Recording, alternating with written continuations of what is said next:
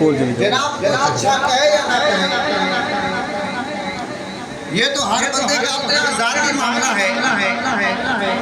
کسی کے اچھا برا کہنے سے کیا فرق پڑتا ہے؟ میں کہوں گا جناب عالی ایسا نہیں ہے. کسی کے اچھا برا کہنے سے فرق پڑتا ہے. حدیث میں آتا ہے کہ ایک جنازہ آیا، صحابہ کرام نے اس کی تعریف کی، یا رسول اللہ یہ بندہ بہت اچھا تھا، یہ نیک تھا، متقی تھا، پرہیزگار تھا، ہمسائے کے ساتھ اس کا رویہ اچھا تھا، اولاد کے ساتھ، گھر والوں کے ساتھ، عزیز و اقارب کے ساتھ. تو میرے آقا نے فرمایا واجب ہو گئی. دوسرا جنازہ آیا، صحابہ کرام نے فرمایا یا رسول اللہ یہ بندہ ٹھیک نہیں تھا. تو میرے آقا نے فرمایا واجب ہو گئی. صحابہ کرام نے فرمایا یا رسول اللہ کیا واجب ہو گئی؟ میرے آقا نے فرمایا کہ جس کی آپ نے تعریف کی اس پر جنت واجب ہو گئی ہے، اور جس کے بارے میں آپ لوگوں نے سرٹیفکیٹس پاس نہیں کیے اور اس کا کردار کی آپ لوگوں نے گواہی نہیں دی، اس پر دوزخ واجب ہو گئی ہے. تو پتہ چلا کہ آج آپ کسی کے کریکٹر کی گواہی دیتے ہیں معاشرے میں، آپ بغیر عدالت ہو جج کے سامنے دو گواہ گواہی دے دے کہ اس بندے نے جرم نہیں کیا تو بندہ بری ہو جاتا ہے. اور یہی گواہی جب اللہ کی بارگاہ میں بندے دیتے ہیں اپنے ساتھی کے بارے میں، اپنے ہمسائے کے بارے میں، اپنے عزیز رشتہ دار کے بارے میں، تو وہ اللہ کو وہ گواہی بڑی پسند ہے، اللہ کے رسول کو بڑی پسند ہے. تو اس لیے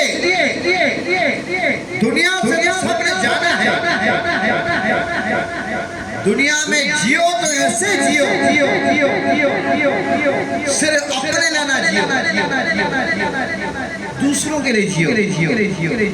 اپنے لیے ہر کوئی جیتا ہے. دنیا میں آنے کا مقصد صرف روٹی کھانا نہیں ہے، صرف نیند کرنا نہیں ہے. دنیا میں آنے کا مقصد صرف اپنی زندگی عیش و عشرت کے مطابق گزارنا یہ مقصد نہیں ہے. یہ کہ پوری کی پوری کی زندگی ہے ہم اتنے خوبصورت انداز سے گزاریں.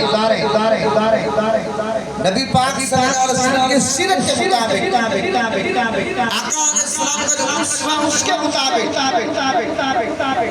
ہمارا چلنا، ہمارا پھرنا، ہمارا اٹھنا، ہمارا بیٹھنا، ہمارا کھانا، ہمارا پینا، ہمارا بولنا، ہمارا بزنس، ہمارے کاروبار، ہماری رشتہ داری، ہمارے تعلقات، ایک ایک چیز گواہی دے، ایک ایک چیز گواہی دے، ایک ایک عمل گواہی دے.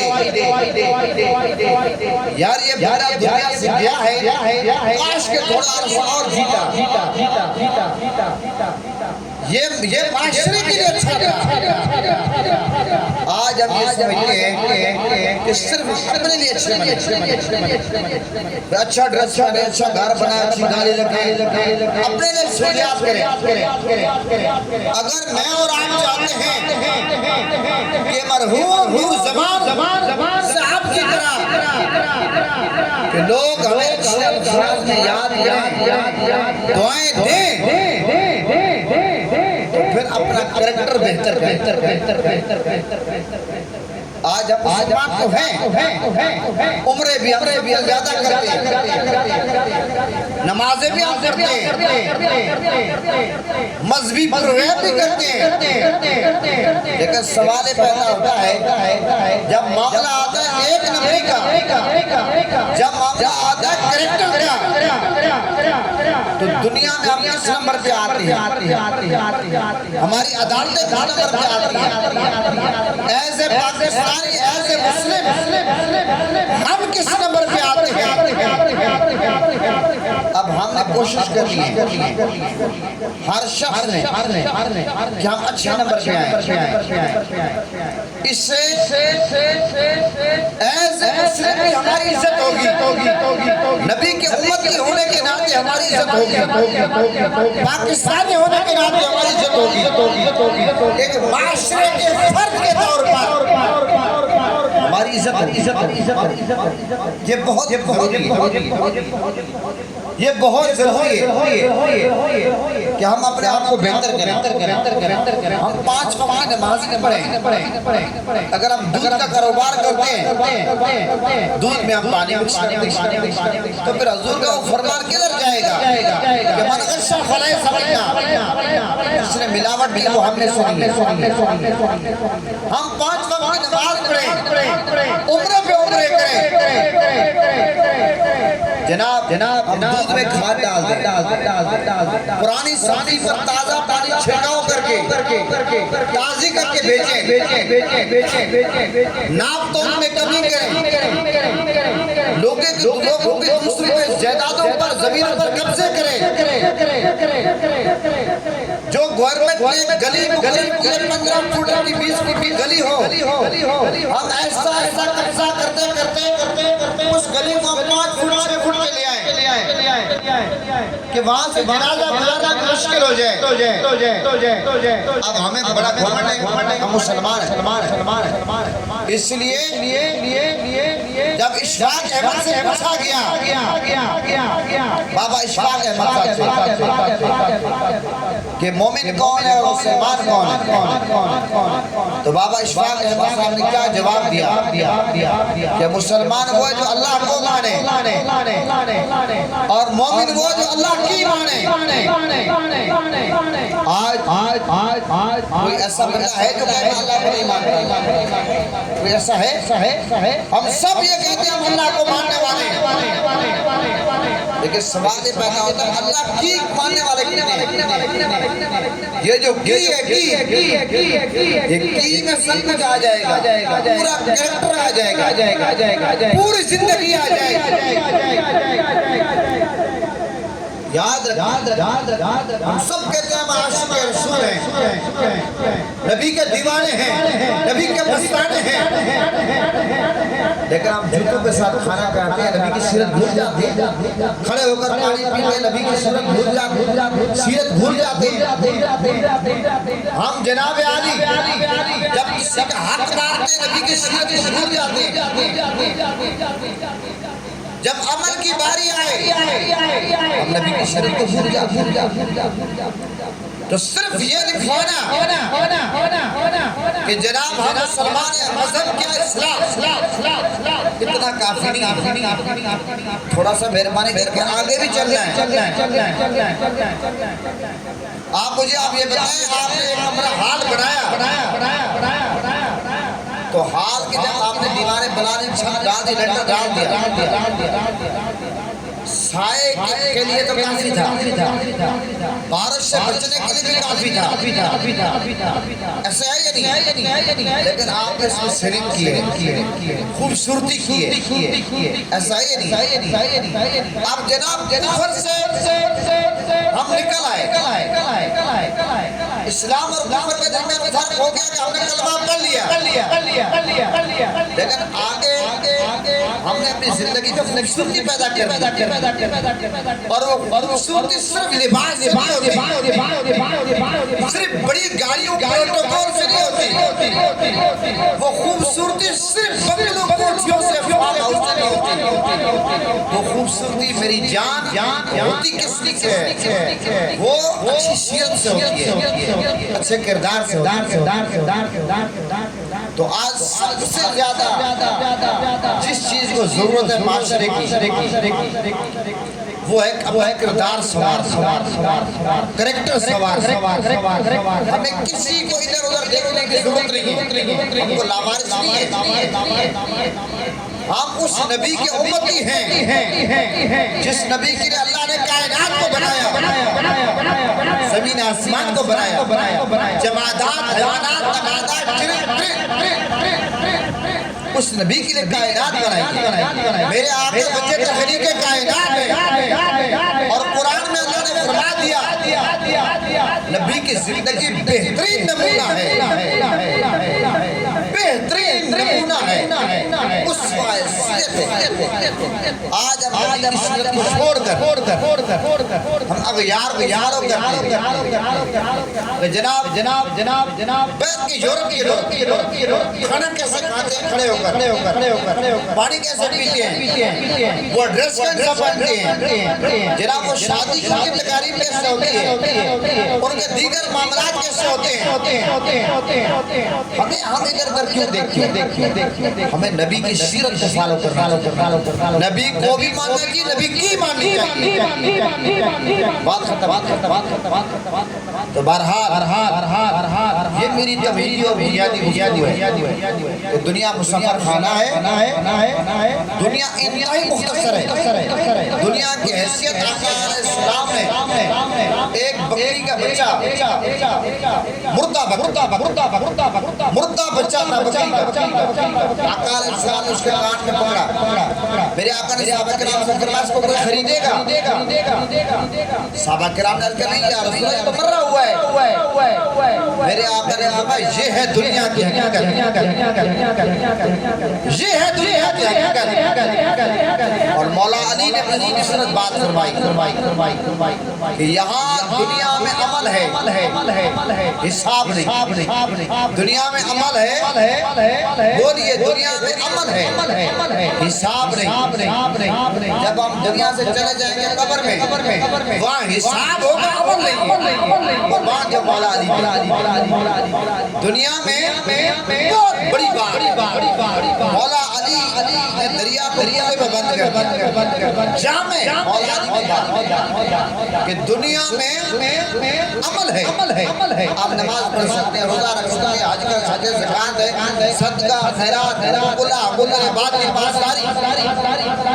جب قبر میں جائیں گے تو بندہ نماز پڑھ سکتا ہے؟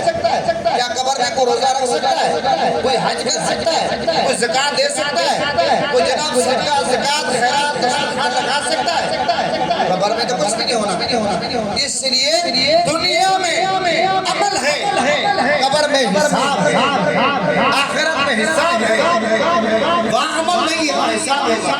یہاں حساب نہیں ہے، یہاں عمل ہے۔ لہذا اس لیے کہتے ہیں کہ جو دنیا سے چلا جاتا اس کے اعمال کا جو سلسلہ ہے وہ منقطع ہو جاتے ہیں۔ قبر میں جو بندہ جاتا ہے 3 چیزیں اس کو قبر میں فائدہ دیتی ہیں۔ وہ کون سی ہیں؟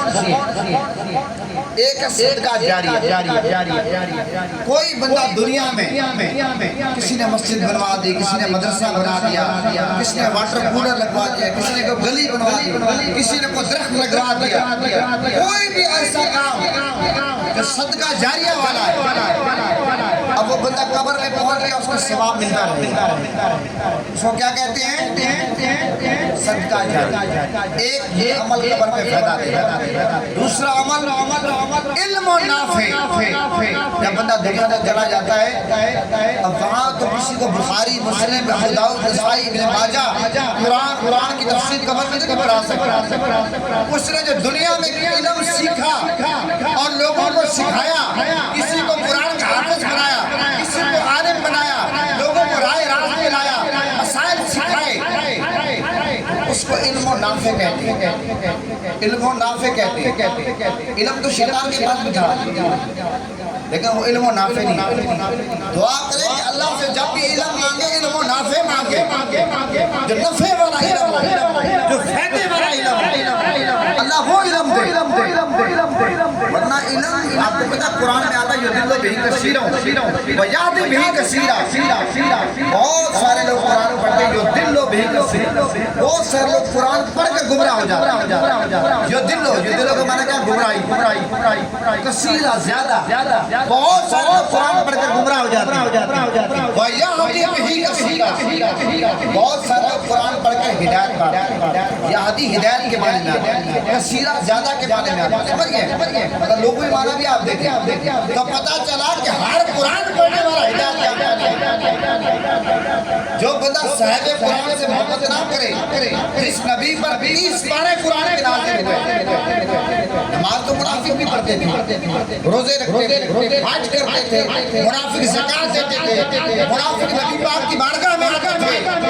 آپ قرآن پاک میں سورہ منافقون جو ہے اس کی پہلی آیت پڑھیں، منافق جو تھے منافقین آتے تھے کہتے تھے یا رسول اللہ ہم آپ کو اللہ کا سچا رسول مانتے ہیں۔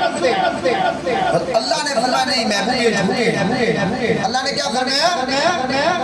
پتا چلا کہ اگر نماز روزہ حج زکات یہ سارے عمل منافق کرتے تھے لیکن ہمارے دل میں نبی کی محبت نہ ہو، نبی کا عشق نہ ہو، جان مال اولاد سے زیادہ پیار ہم حضور سے نہ کریں، نماز بیکار ہے۔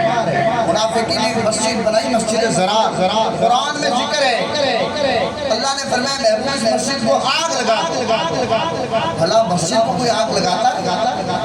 پتا چلا کہ مسجد وہی مسجد ہے جہاں پر اللہ اور اس کے رسول کا ذکر ہو۔ جس مسجد میں فتنے ہوں وہ مسجد نہیں۔ تو بات میں کیا کریں؟ علم اللہ سے مانگو، علم و نافع۔ جو بندہ قبر میں جاتا ہے اس نے اگر کسی کو صدقہ جاریہ کا نمبر ایک تو ایک پہلے وہ کام کر گیا، دوسرا نمبر پر اس نے شاگرد پیدا کیے، لوگوں کی بھلائی کی ہے، اچھے میسیج دی ہے، لوگوں کو رائے راست پہ لایا ہے، کام کیا ہے تو وہ چیز بھی علم و نافع اس کو قبر میں کام دیتا۔ اور تیسرے نمبر پر نیک اولاد، نیک اولاد۔ اب تو ہمارے آپ لوگ یہ سمجھتے ہیں کہ صرف بچے پیدا کرنے، بچوں کو جا کر ڈنگر ہاؤس میں داخل کرانا ہے یا بڑے بڑے اسکولوں میں داخل کرانا ہے، بچوں کو صرف جا کر لاکھ روپے فیسیں دینی ہے، نہیں، بچوں کی تربیت کرو۔ میں ہر جگہ یہ بات کرتا ہوں، یہ جو بچے ہیں بچے یو ایس بی کی طرح ہیں۔ یو ایس بی آپ گاڑی میں لگاتے ہیں، پہلے میموری کارڈ ہوتا تھا موبائل، اب یو ایس بی آ گئی ہے، یو ایس بی لگاتے ہیں، اب یو ایس بی سے بھی کام آگے چلا گیا۔ تو یو ایس بی اگر لوگوں کو یاد ہے یو ایس بی ہے، پی سی ہے، آپ اس میں آتے بھر دیں، قرآن کی تلاوت بھر دیں، آپ اس میں دراب قوالیاں بھر دیں، اس میں آپ گانے بھر دیں، جو آپ یو ایس بی میں بھریں گے یو ایس بی گاڑی میں لگائیں گے وہی چلے گا۔ ایسا ہے نہیں، مجھے آپ یہ بتائیں اگر آپ تلاوت بھریں تو اب کیا گانے چلیں گے؟ نہیں چلیں۔ آپ اگر جناب گانے بھر دیں کیا تلاوت چلے گی؟ نہیں۔ پتہ چلا کہ ہم اپنے اولاد کی جو تربیت کریں گے، جو بوئیں گے وہی اگے گا۔ ایسا نہیں کہ آپ زمین میں کوئی اور بو دیں جناب اگے گا کوئی اور۔ صرف جناب مہنگے سکول کی بات نہیں ہے، آج والدین کو چاہیے کہ اپنی اولاد کی تربیت کریں۔ آج یہ تربیت کا بحران ہے۔ پہلے جب والد دفتر سے آتا تھا، بیل سے آتا تھا، بچہ ہو یا بچی ہو، والد کے تسمے کھولتے تھے بوٹ کے، بابا آپ دفتر سے آئے ہو۔ اب وہ بچہ بچی سب سے پہلے کہتے ہیں بابا جب موبائل تو میں نے گیم دیکھی۔ یہ تربیت کا بحران ہے یہ نہیں۔ پہلے جب بابا بیر سے آتا تھا، بھائی بڑا آتا تھا دفتر سے، کام کاج سے، سارے گھر والے اس کو تکتے رہتے تھے کہ 8-10 گھنٹے کے بعد اپنے بھائی کو دیکھا کوئی بات چیت کرنی۔ اب جناب بیٹھے ہیں موبائل پہ، ادھر بھائی بیٹھا منہ نیچے کر کے، چہرہ لٹکا کے، جس طرح کوئی جناب خود کی ہوگی، ادھر بھائی بیٹھا ادھر والد بیٹھا، آپس میں کوئی بات چیت نہیں، کوئی گپ شپ ہی نہیں، کوئی دکھ سکھ بھی نہیں ہے۔ ایسے اولاد کی تربیت ہوگی تو جو بندہ قبر میں چلا جاتا ہے اگر وہ اپنے پیچھے نیک سارے اولاد چھوڑ کر جاتا ہے، وہ اولاد جب نماز پڑھے گی، روزے رکھے گی، حج کرے گی، زکات دے گی، اچھے طریقے سے دنیا میں رہے گی، وہ اولاد وارث کے لیے صدقہ جاریہ۔ نور زمان صاحب کی 4 بیٹے نے اپنی اولاد کی اچھی تربیت، تو آج وہ قبر میں فائدہ پہنچے گا۔ اگر تربیت میں کمی رہے گی تو فائدہ نہیں پہنچے گا۔ یہ معاملہ ہم سب کے لیے۔ محترم حضرات، میں نے چاہا کہ آج میں اور تربیت عموماً تولمل کے موقع پر لوگ گفتگو ذرا اور طرز کی کرتے ہیں. میں نے کہا تھوڑا سا جو ہمارے معاشرے کی کرنٹ ایشو تھوڑا سا ذرا تبدیل میں گفتگو کر کے اس انداز میں بات کروں. میرا ارادہ یہ ہوتا ہے خطاب کرنے کا، لیکن بات جب بیٹھا ہوں نہ جانے کیا ہونے بات ہی بدل گئی، موضوع بدل گیا. لیکن یہ موضوع بدلا ضرور ہے، لیکن اس سے میں نے الحمدللہ جوڑے رکھا، قل خانی سے جوڑے رکھا. مرحوم روح زبان علیہ رحمان کے قل خانی سے، ان کی شخصیت سے میں نے اس کے ارد گرد پورے موضوع کو گھمایا. تو لہذا والد کا بہت بڑا مقام ہے. والد ماں ہو یا باپ ہو، والدین اللہ نے قرآن میں فرما دیا وبالوالدین احسانا، والدین کے ساتھ احسان کرو. اللہ نے قرآن میں فرما دیا کہ ماں باپ کے سامنے اف کتنا ہے، یہ قرآن میں. نبی پاک صلی اللہ علیہ وسلم سے جب پوچھا گیا کہ یا رسول اللہ والدین کا حق کیا ہے، میرے آقا نے فرمایا وہ آپ کے لیے جنت بھی ہے دوزخ بھی ہے. یہ جواب، یہ حدیث ہے. یا رسول اللہ والدین کا حق کیا ہے، میرے آقا نے فرمایا وہ آپ کے لیے جنت بھی ہے دوزخ بھی ہے. اب فیصلہ آپ نے کرنا ہے کہ آپ نے اپنے والدین کو جنت بنانا یا دوزخ بنانا. کیسے؟ اگر آپ والدین کو پروٹوکول دیتے ہیں، والدین کو عزت دیتے ہیں، والدین کو قدم چومتے ہیں، والدین سے محبت کرتے ہیں، والدین کا ادب کرتے ہیں، احترام کرتے ہیں، وہ آپ کے لیے جنت ہے، وہ جنت ہے. اگر آپ والدین کو دھکے دیتے ہیں، والدین پر آواز اونچی کرتے ہیں، والدین کو اولڈ ہاؤس میں چھوڑ کر آتے ہیں، والدین کو دکھ پہنچاتے ہیں، والدین کو ناراض کرتے ہیں، وہ آپ کے لیے دوزخ. تو جنت دوزخ کا فیصلہ حضور نے دنیا میں کر دیا. تو جو چاہتا ہے کہ مجھے جنت ملے، نبی کے فرمان پر یقین کرتے ہوئے ہمیں جنت کمانی چاہیے، اپنے والدین کا احترام کرنا. جو چاہتا ہے کہ میرا دوزخ کمانی، وہ والدین کی نافرمانی تو ہمارے معاشرے میں ہو رہی ہے. والدین سے زیادہ نفسیات کا ماہر دنیا میں کوئی ڈاکٹر نہیں ہے. یہ والدین، والد ہو یا والدہ ہو، جو اپنے بیٹے کے مزاج کو جانتے ہیں، بیٹی کو مزاج کو جانتے ہیں، وہ جانتے ہیں کہ آج ہمارے بیٹے کی مالی پوزیشن کیا ہے، آج اس کا دماغ سوچ فکر کیسی ہے، آج یہ خوش ہے یا غمگین ہے، یہ دکھی ہے یا پریشان ہے، آج کس کیفیت میں. ساری کی ساری چیزیں والد سمجھتا ہے، یہ والدہ سمجھتی ہے.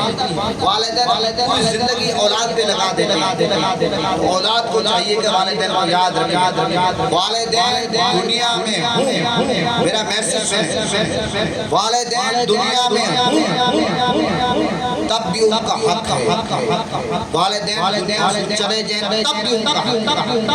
والدین دنیا میں ان کا احترام کریں، دنیا سے چلے جائیں ان کو اپنی دعاؤں میں یاد رکھیں. آقا علیہ السلام کی زندگی ہمارے سامنے کیا ہے.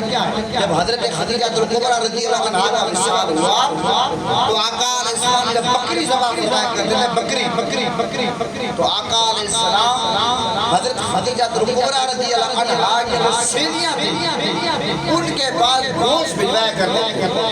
حضرت خدیجہ کبریٰ کی سینیوں کے بعد اب والد کے دوست سے دوستی کرنا یہ بھی والد کے حق میں. اب نور زمان صاحب کے بیٹوں کو چاہیے کہ نور زمان صاحب کے جتنے دوست ہیں، عزیز ہیں، رشتہ دار ہیں، ان سے تعلق کو مضبوط رکھیں، ان سے تعلق کو جوڑے توڑے نہیں. اب یہ بھی بدقسمتی ہمارے معاشرے میں، باپ کا دوست آجا بیٹے سلامی نہیں کرتے، یہ ہمارے معاشرے میں. لیکن یہ وہ بیٹوں کا معاملہ ہوتا ہے جن کی تربیت نہیں ہوتی، جن کے والدین تربیت کرتے ہیں، وہ ماتھے کا جھومر سمجھتے ہیں اپنے باپ کے دوست کو، اپنے عزیزوں کو، رشتہ داروں کو. یہ میں نے مختلف حوالے سے آپ کے سامنے بات رکھی. اللہ تعالیٰ مرحوم نور زمان صاحب علیہ رحمت کے درجات بلند فرمائے، حضور کی شفاعت نصیب فرمائے، اور ان کے بیٹوں کو اللہ تعالیٰ صبر جمیل عطا فرمائے، بزمان کے بندہ خوشیاں نصیب فرمائے. اور میں اہل خانہ کی طرف سے آپ تمام ماں باپ کا شکریہ ادا کرتا ہوں، اور اس علاقے کے قاری صاحب کے رشتہ دار ہماری عامر صاحب اور ماشاءاللہ ہر صاحب قبلہ جنہیں تلاوت کیے سب احباب کا دل و جان سے میں اس بات میں شکریہ ادا کرتا ہوں. اللہ تعالیٰ ہم سب کا حامی و ناصر ہو. اب آپ ختم شریف کا سامان لائیں کیونکہ 11 کا ٹائم تھا 12 ہو گیا تو اب اس سے زیادہ دیر مناسب نہیں ہے. اور قاری صاحب ختم کرتے ہیں اس کے بعد انشاءاللہ دعا کرتے ہیں. اسی پہ اتفاق کرتا ہوں.